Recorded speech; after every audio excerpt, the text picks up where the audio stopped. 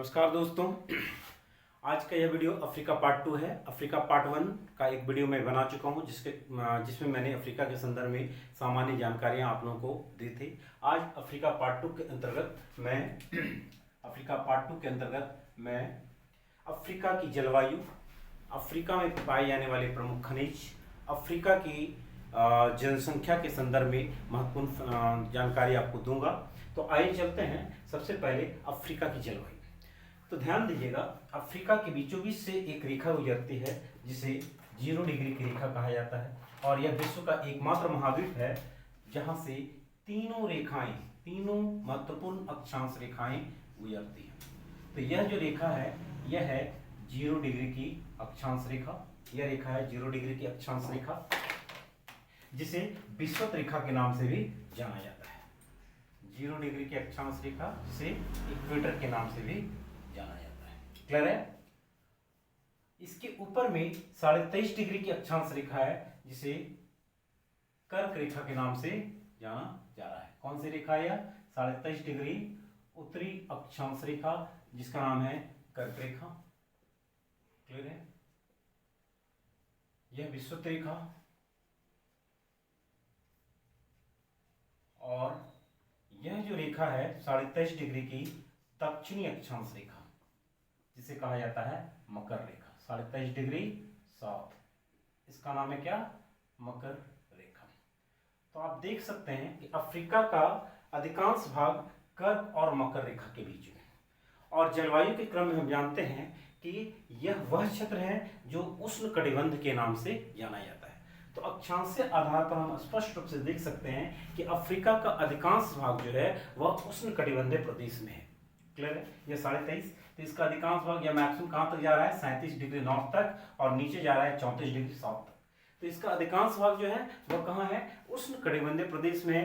परिणाम स्वरूप क्या होता है? यहाँ की जलवायु पर उष्णकटिबंधीय प्रभाव विश्व में सभी महाद्वीपों में सर्वाधिक पड़ता है, और इसी कारण देखिएगा कि यहाँ के लोग जो हैं, यहाँ जो लोग निवास कर रहे हैं, उनके कलर पर, स्किन के कलर पर यहाँ की जलवायु का प्रभाव पड़ता है। अगर हम दक्षिण अफ्रीका और जिम्बाब्वे को छोड़ दें तो यहाँ के अधिकांश लोग जो हैं वह ब्लैकिश कलर के होते हैं, काले रंग के होते हैं, जो यहाँ पर पाई जाने वाली जलवायु का परिणाम है। और इसी कारण अफ्रीका को ब्लैक कॉन्टिनेंट भी कहा जाता है। अफ्रीका को क्या कहा जाता है?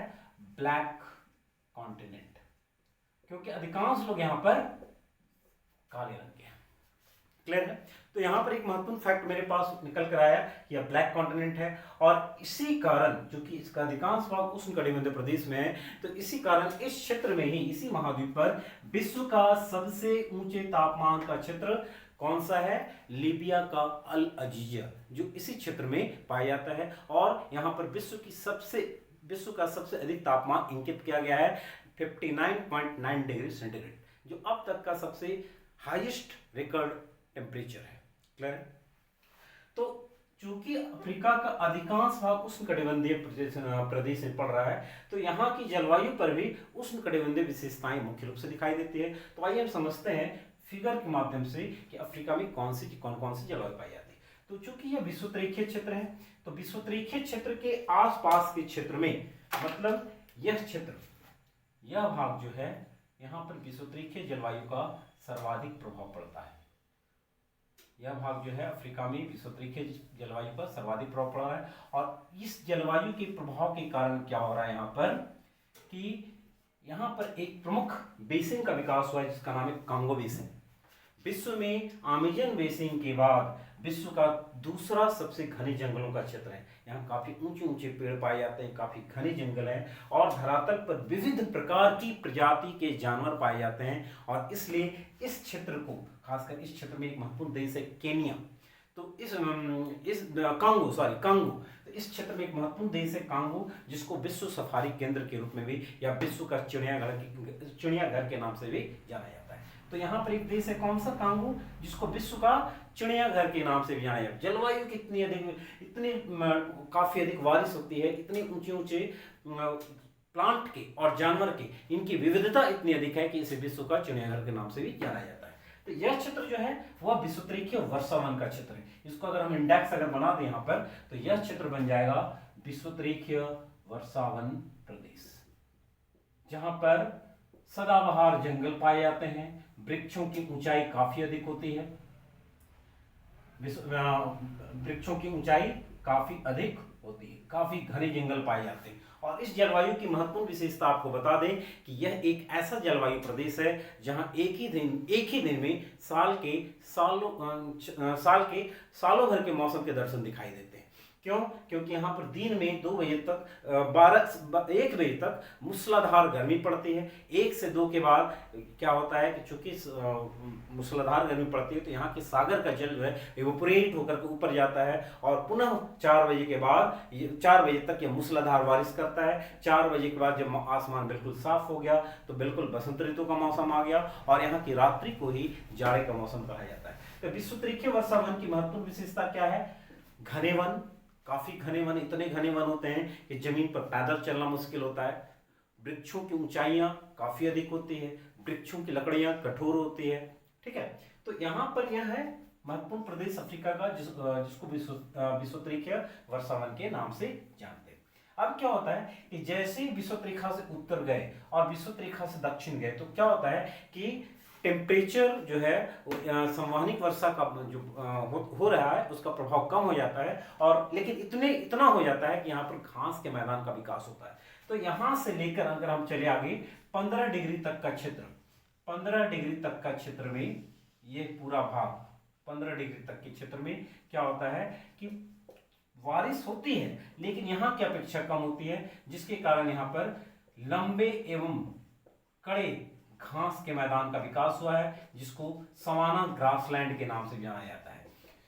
सवाना ग्रासलैंड, क्योंकि इस क्षेत्र का महत्वपूर्ण देश जो है सूडान है तो इसके आधार पर यहाँ की जलवायु को सूडान तुल्य जलवायु भी कहा जाता है। तो यह कौन सी जलवायु का क्षेत्र है? दूसरा नंबर यह है सूडान तुल्य जलवायु का क्षेत्र, जहां पर ग्रासलैंड का विकास काफी अच्छा हुआ है और यहाँ की जो घास होते हैं वह लंबे होते हैं लेकिन हार्ड होते हैं। ठीक है, और इस क्षेत्र में इसी घास के मैदान के कारण इस क्षेत्र को शिकारियों की भूमि भी कहा जाता है। तो अगर आपसे पूछा जाए कि सवाना घास का मैदान कहाँ है तो बताएंगे कि यह घास का मैदान मुख्य रूप से अफ्रीका में। बता दें कि सवाना घास के मैदान का अलग अलग क्षेत्रों में अलग अलग नाम है। जैसे अगर दक्षिण अमेरिका में चले जाएं तो दक्षिण अमेरिका में सवाना घास के मैदान को 2 नामों से जाना जाता है। एक नाम है लानोज और दूसरा है कैंपोस। तो लानोज कहाँ पाया जा रहा है? लानोज जो है यह वेनेजुएला में है। आप लोग मैप में इसको देखेंगे, वेनेजुएला में है, और कैंपोस जो है वह ब्राजील में। तो यह कैसा घास का मैदान है? यह उष्णकटिबंधीय घास का मैदान है सवाना के जैसा, इसलिए इसको नाम दिया गया सवाना घास का मैदान। तो यह जो है अफ्रीका का दूसरा पार्ट जिसे सवाना ग्रासलैंड के नाम से जाना गया या सूडान तुल्य जलवायु के नाम से इसको पुकारा गया। तो यह अफ्रीका का दूसरा महत्वपूर्ण जलवायु प्रदेश है जो विश्वतरीखीय जलवायु प्रदेश के चारों ओर विकसित है। इसे शिकारियों की भूमि भी कहा जाता है। ध्यान दिएगा, इससे एक महत्वपूर्ण क्वेश्चन आता है कि निम्न में से कहां पर, किस क्षेत्र में पार्कलैंड पाए जाते हैं? पार्कलैंड मतलब जैसे हम लोग पार्क जाते हैं घूमने के लिए तो पार्क में कैसा दृश्य दिखाई देता है? घास का मैदान है, घास है, उसके बाद बीच में कुछ वृक्ष आ गए, फिर घास है, फिर वृक्ष आ गए, फिर घास है, फिर वृक्ष आ गए। तो इस तरह का जो सीनरी विकसित होता है इसे ही हम कहते हैं पार्कलैंड, पार्क भूमि।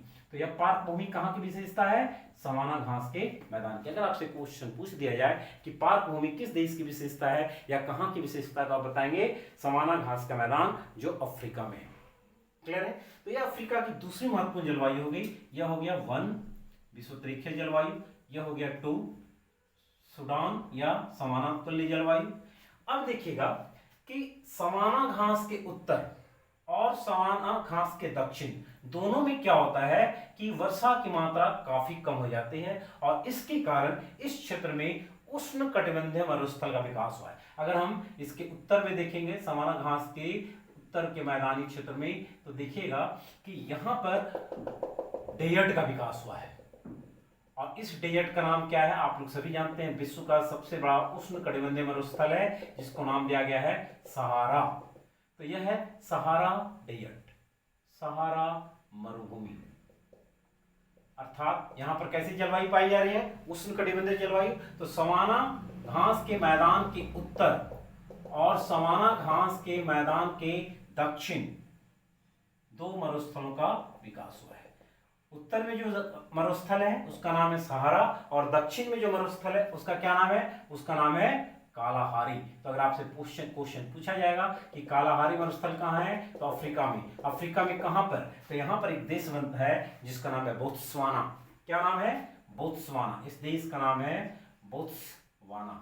तो कालाहारी मरुस्थल यहीं पाया गया। तो अगर आप देखिएगा, स्पष्ट आपको नजर आ रहा होगा कि सहारा मरुभूमि के उत्तर और दक्षिण में डेजर्ट है। उत्तर के डेजर्ट को क्या कहा गया, सहारा, और दक्षिण के डेजर्ट को क्या कहा गया, कालाहारी। तो यह कौन सी जलवायु प्रदेश का हो गया, उष्ण कटिबंधीय मरुस्थलीय जलवायु। तो यहाँ पर इसको हम डिनोट कर दें, उष्ण कटिबंधीय मरुस्थलीय जलवायु, या सीधा एक लाइन में इसको लिख दें, डेजर्ट क्लाइमेट, मरुस्थलीय जलवायु। तो हम देख रहे हैं कि अफ्रीका में 3 जलवायु मेरा क्लियर हो गया। पहला विषुववृत्तीय वर्षावन का प्रदेश या विषुववृत्तीय जलवायु, दूसरा सवाना जलवायु, तीसरा मरुस्थलीय जलवायु। अब आ जा रहे हैं चौथा। तो देखिएगा, सहारा मरुभूमि के उत्तर में भूमध्य सागर का तटवर्ती क्षेत्र है। तो भूमध्य सागर के तटवर्ती क्षेत्रों में भूमध्य सागर जलवायु का प्रभाव पड़ता है, भूमध्य सागर की क्लाइमेटिक कंडीशन का प्रभाव पड़ता है, और इसलिए यहाँ पर जो क्लाइमेट है इसका नाम दे दिया गया भूमध्य सागरीय जलवायु। बड़ा ही महत्वपूर्ण जलवायु है, और यह जलवायु जो है रसदार फलों की कृषि का महत्वपूर्ण क्षेत्र है। इसी क्षेत्र में जो महत्वपूर्ण क्षेत्र आते हैं यहाँ पर है ट्यूनीसिया, अल्जीरिया, मोरक्को, है ना, यह है लीबिया का क्षेत्र, यह इजिप्ट का क्षेत्र।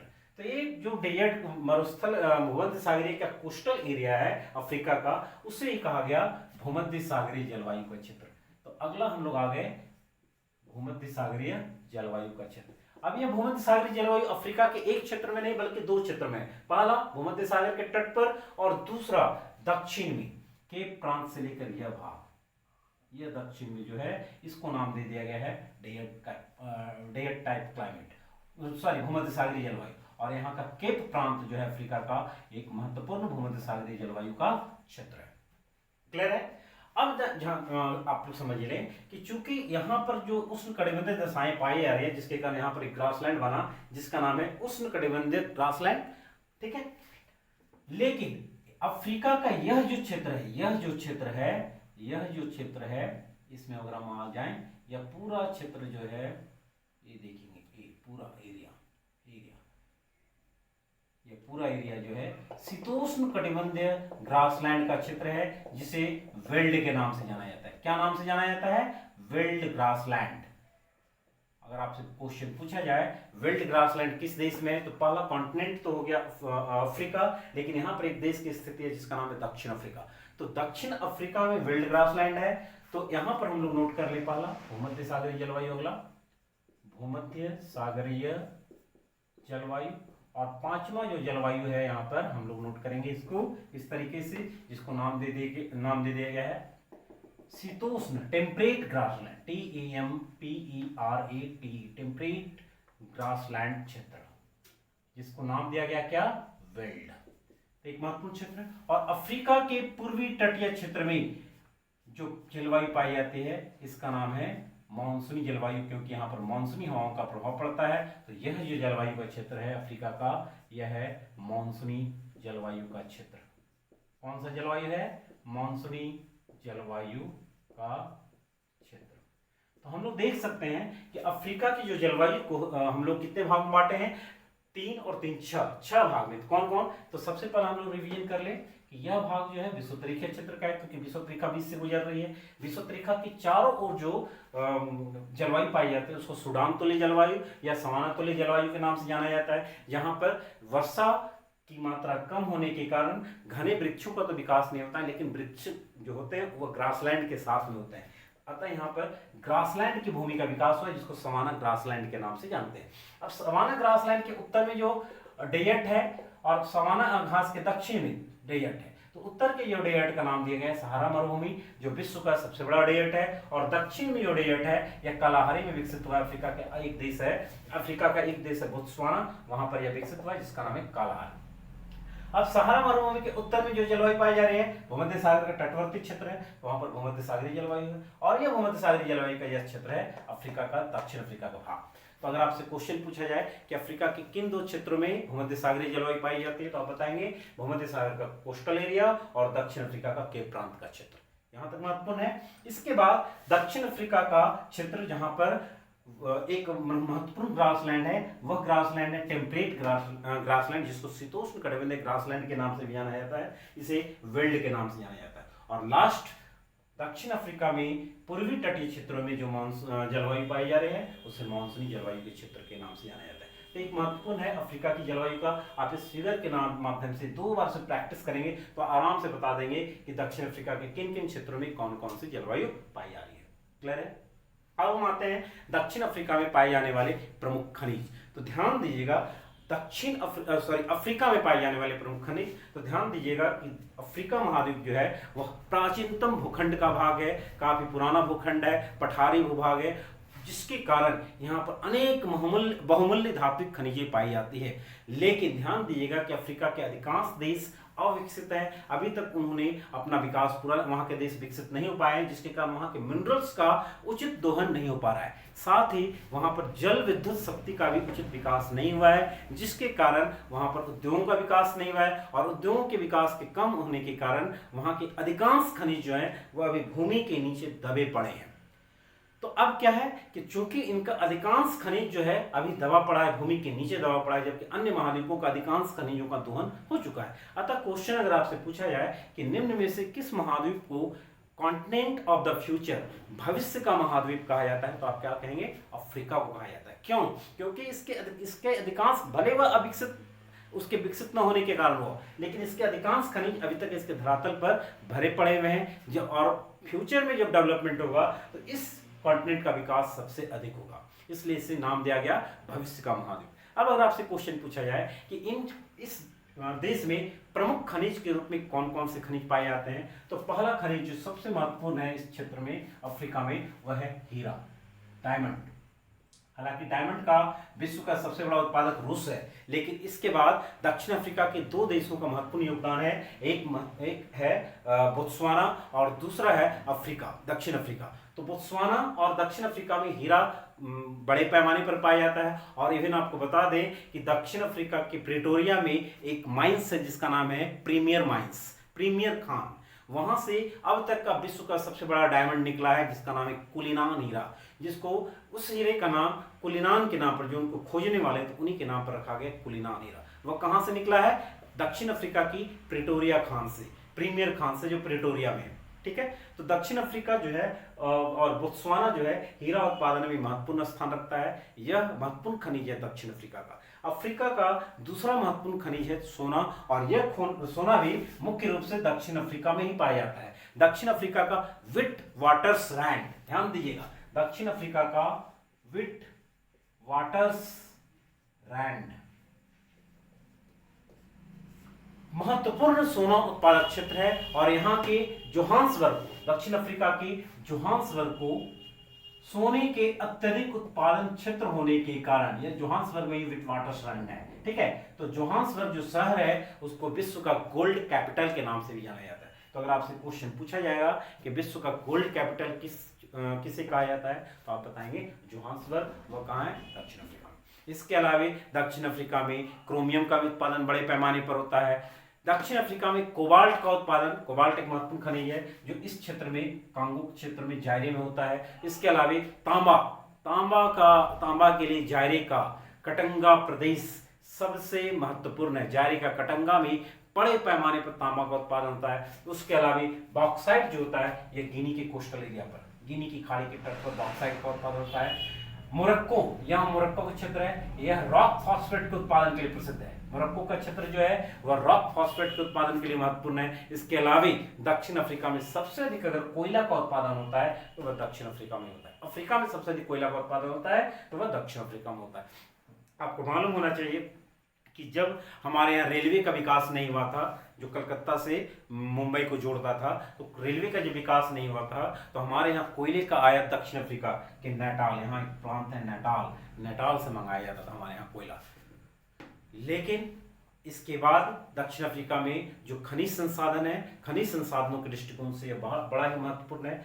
चूंकि हम पहले ही बता चुके हैं कि इसके अधिकांश खनिज अभी दबे पड़े हैं, इनका दोहन नहीं हो पाया है, इसलिए इसका विकास भी नहीं हो पाया है। लेकिन कालांतर में कभी जब यह क्षेत्र डेवलप होगा तो इसके विकसित होने की सबसे अधिक संभावना है, इसलिए इसको नाम दे दिया गया भविष्य का महाद्वीप।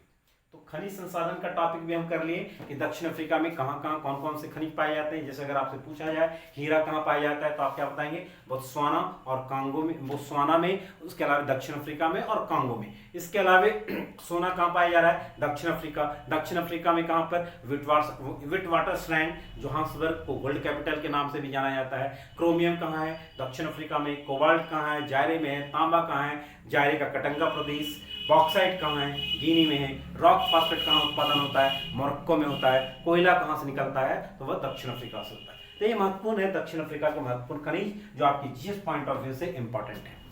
क्लियर है। अब आ जा रहे हैं दक्षिण अफ्रीका की जनसंख्या। तो ध्यान दीजिएगा, दक्षिण अफ्रीका एक विरल जनसंख्या का क्षेत्र है, लेकिन साथ में आपको बता दें कि सर्वाधिक जनसंख्या वृद्धि वाला महाद्वीप यही महाद्वीप है। यहाँ का सोमालिया जो है विश्व में सबसे अधिक जनसंख्या वृद्धि वाला महाद्वीप है। और आपको बता दें, मानव प्रजाति का केंद्र स्थल अफ्रीका में ही है। और यहाँ पर जो प्रजाति पाई जाती है मुख्य रूप से उसे निग्रिटो के नाम से जाना जाता है। क्या नाम है, निग्रिटो। और यह विश्व की सबसे विशुद्ध प्रजाति के नाम से जानी जाती है। अब हम लोग आते हैं इस पर कि दक्षिण अफ्रीका में जो जनसंख्या पाई जाती है, तो यहाँ की जनसंख्या में यहाँ की जनजातियों की महत्वपूर्ण भूमिका होती है। और आपको अगर जनसंख्या से क्वेश्चन अफ्रीका में आता है तो आपको जनजाति से ही क्वेश्चन पूछा जाएगा कि किन क्षेत्र में यहाँ पर कौन कौन सी जनजाति पाई जाती है। तो एक जनजाति का पॉइंट हम आपको यहाँ पर नोट कर दे रहे हैं कि कौन कौन सी जनजाति कहाँ कहाँ पाई जा रही है, इसको आप लोग डिनोट कर लेंगे। सबसे पहला है जनजाति में, सबसे पहला है आप लोग नोट करेंगे पिग्मी। यह जनजाति अफ्रीका महाद्वीप पे कांगो नदी बेसिन के तटीय क्षेत्र में पाई जाती है। पिग्मी विश्व की सबसे नाटिक कद की प्रजाति मानी जाती है पिग्मी। और इनका सबसे महत्वपूर्ण भोजन जो होता है वह पेड़ में लगे हुए कीड़े होते हैं जो इनका चावल होते हैं। क्लियर है। तो पिग्मी जनजाति सबसे नाटिक कद की प्रजाति होती है और कहाँ पाई जाते हैं, कांगो बेसिन के तटवर्ती क्षेत्रों में पाई जाती है, कांगो नदी के तटवर्ती क्षेत्र में। दूसरी महत्वपूर्ण यहाँ की जनजाति है जिसका नाम है बुशमैन। यह कहाँ पाई जा रही है, तो कालाहारी। यह देखिए कालाहारी डेजर्ट का एरिया है, इसको नाम दिया गया बुशमैन, झाड़ी का मैन। छोटी छोटी झाड़ियों के क्षेत्र में ये निवास करते हैं। क्लियर है। तीसरा महत्वपूर्ण जो है यहाँ की जनजाति वह है बद्दू, जो सहारा के रेगिस्तान में पाई जाती है। सहारा के रेगिस्तान में जो जनजाति पाई जा रही है उसका नाम है बद्दू। एक क्वेश्चन अक्सर पूछता है जनजाति में, अफ्रीका की जनजाति में, वह मसाई कहाँ पाई जाती है। तो मसाई का क्षेत्र जो है वह पूर्वी अफ्रीका का क्षेत्र है। पूर्वी अफ्रीका में जो केन्या है, तंजानिया है, ये उन क्षेत्रों में यह जनजाति मुख्य रूप से पाई जाती है। क्या नाम है, मसाई। इसके अलावा सूडान में दो महत्वपूर्ण जनजातियां पाई जाती है, एक है दिनका और दूसरा है न्यूरी। तो इन जनजातियों का महत्वपूर्ण स्थान है, इसको हम लोग एक नोट्स के रूप में फॉर्म कर लें और उसको हम लोग मेमोराइज कर लें, क्योंकि बड़ा ही महत्वपूर्ण, इससे हमेशा क्वेश्चन पूछा जाता है। कैसे पूछा जाता है कि बद्दू कहाँ निवास करते हैं, सहारा में। पिग्मी कहाँ है, तो कांगो के बेसिन क्षेत्र में। बुशमैन कहाँ है, कालाहारी में। मसाई कहाँ पाए जाते हैं, पूर्वी अफ्रीका में। दिनका कहाँ पाए जाते हैं, दक्षिणी सूडान में। न्यूरी कहाँ पाए जाते हैं, दक्षिणी सूडान में। तो यह महत्वपूर्ण टॉपिक है जो मैंने पार्ट 2 के अंदर प्रस्तुत किया। पार्ट 2 के अंतर्गत मैं अन्य महत्वपूर्ण तथ्यों का उल्लेख करते हुए दक्षिण अफ्रीका के महत्वपूर्ण देशों की जानकारी आपको प्रस्तुत करूंगा। तो आपसे सिर्फ एक अनुरोध है कि आप पार्ट 1 जरूर देख लें, अफ्रीका महाद्वीप का पार्ट 1 देख लें। पार्ट 1 के बाद पार्ट 2 देखते हुए पार्ट 3 मैं फाइनल करूंगा। पार्ट 3 में पूरा अफ्रीका महाद्वीप आपका एक भी क्वेश्चन उससे नहीं छूटेगा, कंप्लीट टॉपिक हमारा यह हो जाएगा। ठीक है। तो अगले क्लास में मैं अफ्रीका का पार्ट 3 प्रस्तुत करूंगा। धन्यवाद।